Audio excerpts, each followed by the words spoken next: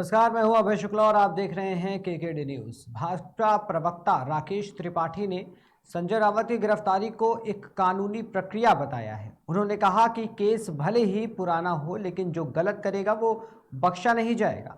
विपक्ष का कहना है कि ये सब भाजपा की साजिश है। इस पर जवाब देते हुए उन्होंने कहा कि विपक्ष का काम ही है कहना। इसके अलावा उन्होंने क्या कुछ कहा, आइए देखते हैं। देखिए, जो अपराध करेगा, जो गबन करने का काम करेगा, आर्थिक भ्रष्टाचार करने का काम करेगा, निश्चित तौर पर उस पर कानून अपना कार्रवाई करेगा। बहुत सारे ऐसे साक्ष्य मिले हैं जिन साक्ष्यों के आधार पर संजय राउत की गिरफ्तारी हुई है और उनकी बाकायदा न्यायपालिका ने रिमांड भी मंजूर की है। संजय राउत ने गलत किया है तो इसलिए कार्रवाई होगी। इस कार्रवाई को किसी भी तरह से राजनीतिक चश्मे से नहीं देखा जा सकता। सर, विपक्ष तो लगातार इसका विरोध कर रहा है कि ये गलत हुआ है। 13-14 साल पुराना केस अब क्यों खोला गया सर? नहीं, देखिए, अगर कहीं विलंब हुआ है तो विलंब का मतलब ये नहीं कि अपराध कारित नहीं हुआ है।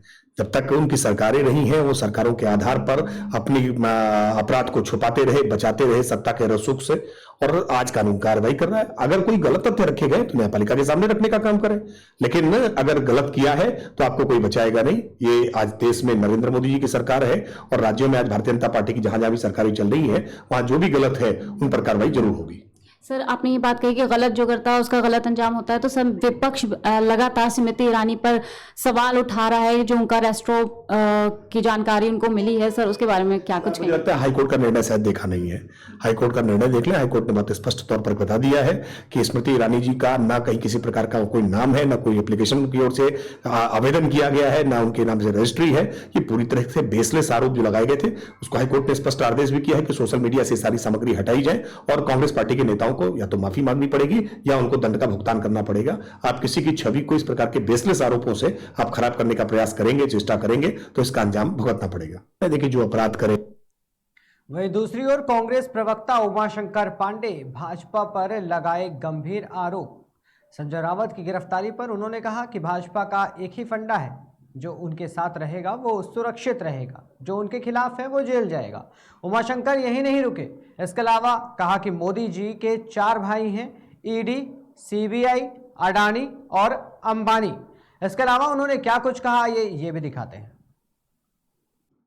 इस वक्त हम लोग कांग्रेस कार्यालय में मौजूद हैं और ईडी से जुड़े तमाम सवालों के जवाब हमें देने के लिए यहाँ कांग्रेस प्रवक्ता उमाशंकर मौजूद हैं। उमाशंकर, पहले तो मेरा सवाल आपसे यही है कि संजय राउत को ईडी ने गिरफ्तार कर लिया, उनकी गिरफ्तारी को आप कैसे देखते हैं? देखिए, मोदी जी एक तयशुदा सिद्धांत पर चल रहे हैं। उनका जो मंत्र है, भाजपा में आओ या जेल जाओ, मोदी जी के साथ आओ या जेल जाओ। और दूसरा उनका जो सिद्धांत है कि मोदी जी के 4 भाई अंबानी, अडानी, ईडी और सीबीआई, इसी के दम पर वो प्रधानमंत्री बने हैं, इसी के दम पर वो सरकार चला रहे हैं। जो भी विपक्ष का नेता मजबूत है, जनता से जुड़ा हुआ है, अगर वो भारतीय जनता पार्टी के तमाम कुचक्रों, षड्यंत्रों, ईडी सीबीआई के छापों से नहीं डर रहा है तो उसको जेल भेजा जा रहा है। ये पश्चिमी बंगाल में भी आप देख सकती हैं, इसको आप महाराष्ट्र में देख सकती हैं, इसको आप उत्तर प्रदेश में देख सकती हैं, कर्नाटका में देख सकती हैं, पंजाब में देख सकती हैं। हर जगह यही मोदी जी के 4 भाई सहयोगी की भूमिका में विपक्ष को दबाने का काम कर रहे हैं।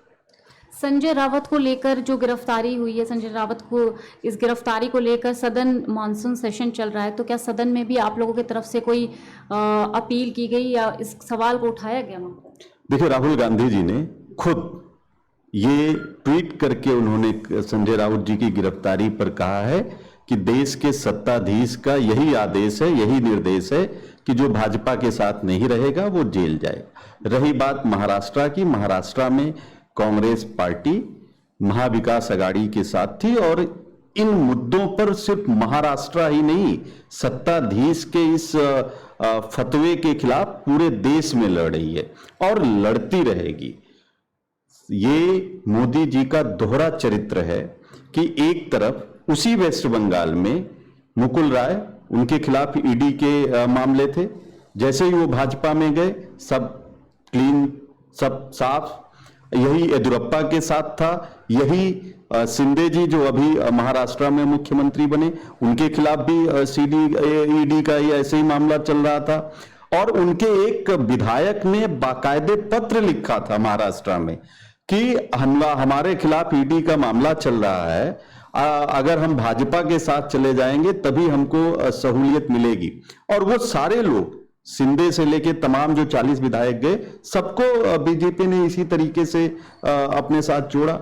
तो कांग्रेस पार्टी, चाहे वो महाराष्ट्र का मामला हो या पूरे देश का मामला हो, भारतीय जनता पार्टी और मोदी जी के इन कुचक्रों का, षड्यंत्रों का पूरी ताकत से सड़क से लेके संसद तक विरोध करते रहे हैं, करते रहेंगे और ना झुकेंगे ना हारेंगे।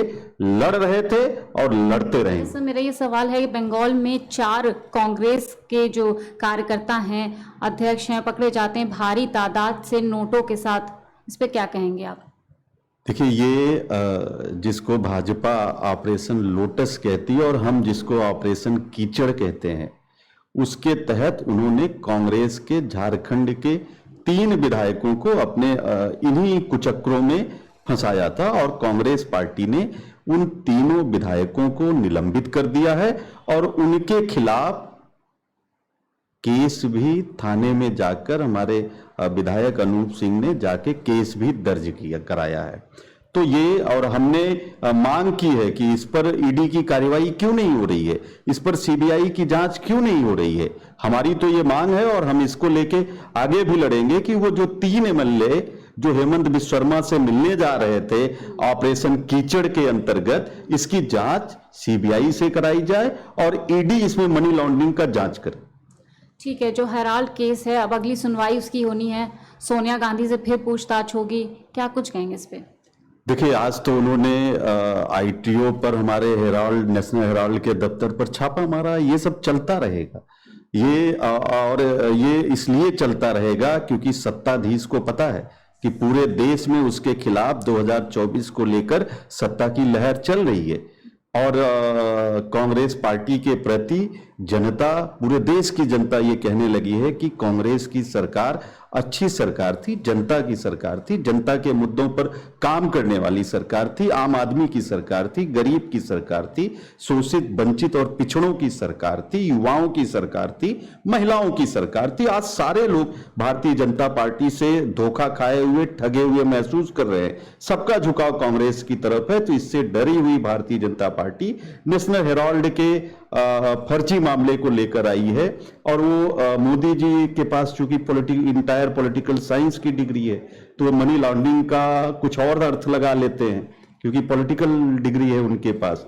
मनी लॉन्ड्रिंग का मतलब होता है कि जहां पैसे का ट्रांजैक्शन ऐसा हो कि उसमें ब्लैक मनी को व्हाइट मनी में कन्वर्ट किया जाता है। यहां तो पैसे का कोई लेन देन हुआ ही नहीं, कैश का कोई लेन देन नहीं हुआ, तो मनी लॉन्ड्रिंग हो ही नहीं सकती। और एक ऐसी कंपनी जो सेक्शन 25 के तहत रजिस्टर्ड है, जिसमें उसका कोई भी डायरेक्टर उसमें एक नया पैसा इधर से उधर नहीं कर सकता और जिस दिन वो करेगा उसी दिन ये कंपनी सरकार के पास चली जाएगी। इसके बावजूद ये केस चल रहा है। तो इसका मतलब है कि इस देश में संवैधानिक संस्थाएं नहीं बची हैं, इस देश में संविधान नहीं बचा है, लोकतंत्र नहीं बचा है। ये नागपुर के मुख्यालय से इस देश में सरकार चलाई जा रही है और जनता भी इसको समझ रही है। चलिए, बहुत शुक्रिया। उमाशंकर थे हमारे साथ जो बता रहे हैं कि मोदी सरकार ईडी जैसी संस्थाओं का गलत प्रयोग करके सत्ता पर काबिज रहना चाहती है। कैमरा पर्सन शिवा के साथ मैं हयात अब्बास, केकेडी न्यूज़। इस वक्त हम लोग